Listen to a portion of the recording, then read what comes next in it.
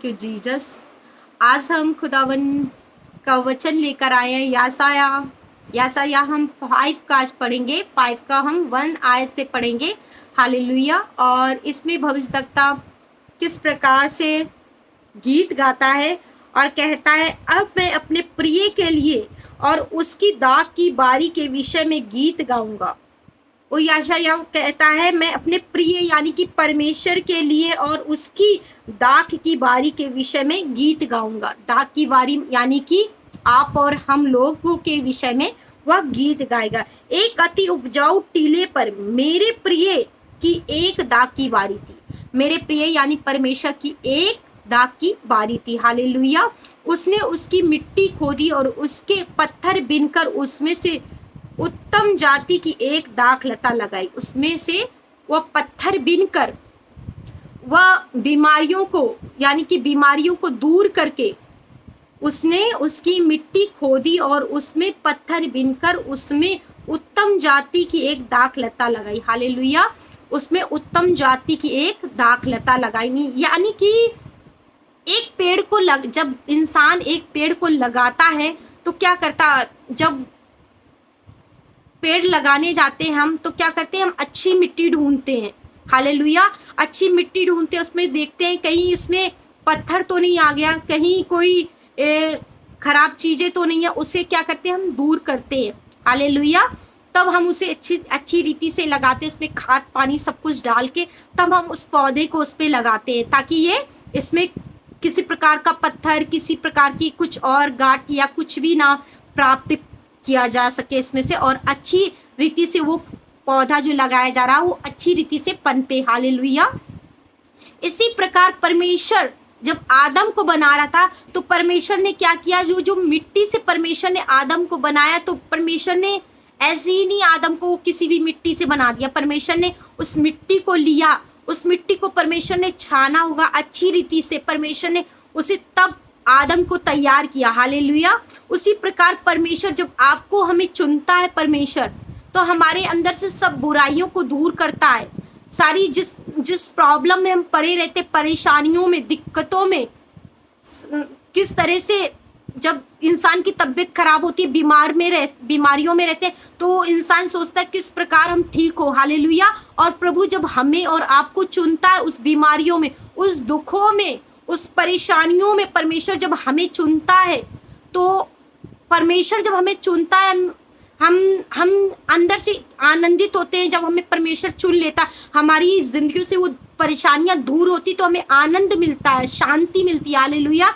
परमेश्वर इसी प्रकार वचन में बताता है, उसने उसकी मिट्टी खोदी और उसके पत्थर बिनकर यानी कि आपकी बीमारियों को बिनकर उसमें से उत्तम जाति की एक दाख लता लगाई।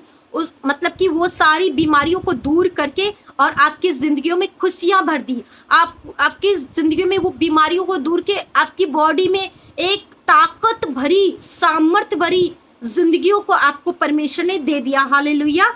उसके बीच में उसने एक गुम्मट बनाई। फिर परमेश्वर ने क्या किया, जब आपकी बीमारियां आपसे दूर हो गई, सारे रोग आपसे दूर हो गए, तो परमेश्वर ने एक आपसे आशा रखी। हालेलुया।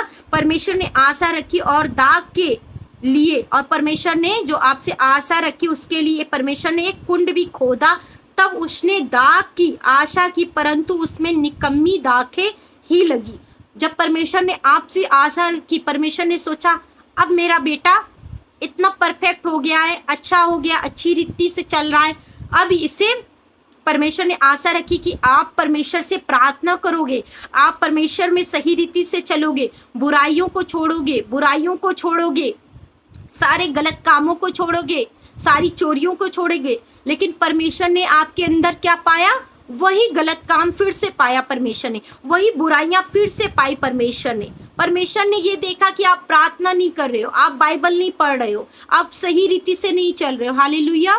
तो परमेश्वर ने क्या पाया, आपके अंदर निकम्मी दाखें पाई, निकम्मा चीज पाया। जो पहले परमेश्वर ने आपकी जिंदगी में पाया था, बीमारियां, दुख भरे सब चीजों को पाया परमेश्वर ने उससे आपको निकाला। लेकिन फिर आप ऐसे काम कर रहे हो, वो गलत कामों को कर रहे हो, परमेश्वर ने फिर सोचा कि यार इसमें तो वही गलत चीजें ही प्राप्त की जा रही हैं।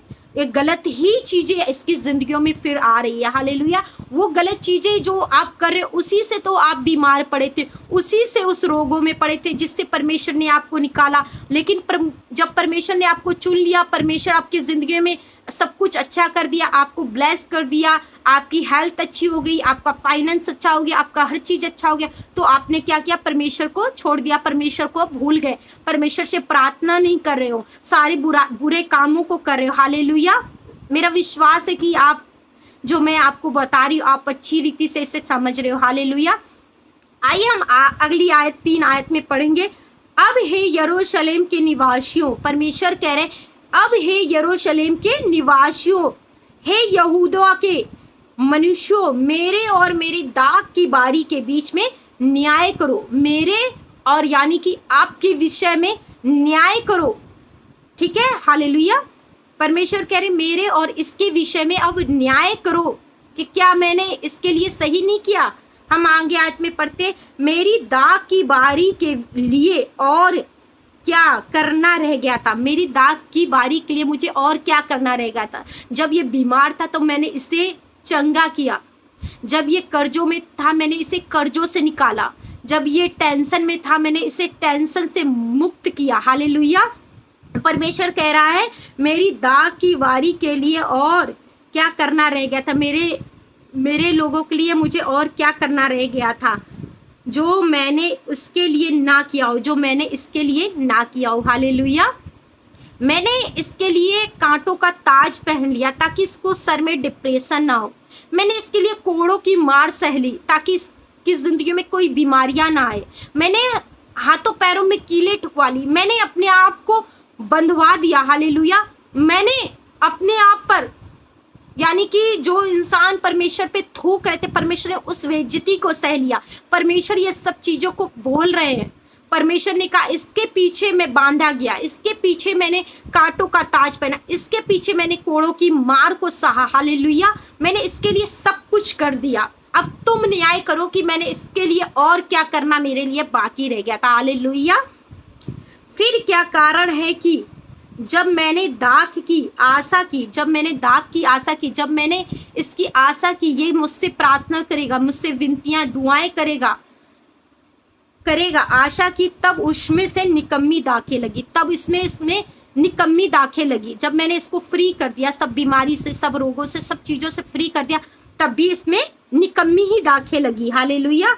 मैं उसे उजाड़ दूंगा, परमेश्वर कह रहा मैं उसे उजाड़ दूंगा, वह ना तो फिर छाटी और ना ही खोदी जाएगी, ना ही वो छाटी जाएगी और ना ही वो खोदी जाएगी, और उसमें भांति भांति के कटीले पेड़ उगेंगे। फिर उसमें भांति भांति के कटीले पेड़ उगेंगे। मैं मेघों को भी आज्ञा दूंगा कि उस पर जल ना बरसाए। फिर परमेश्वर कह रहा है मैं मेघों को भी आज्ञा दे दूंगा कि उस पर जल ना बरसाए।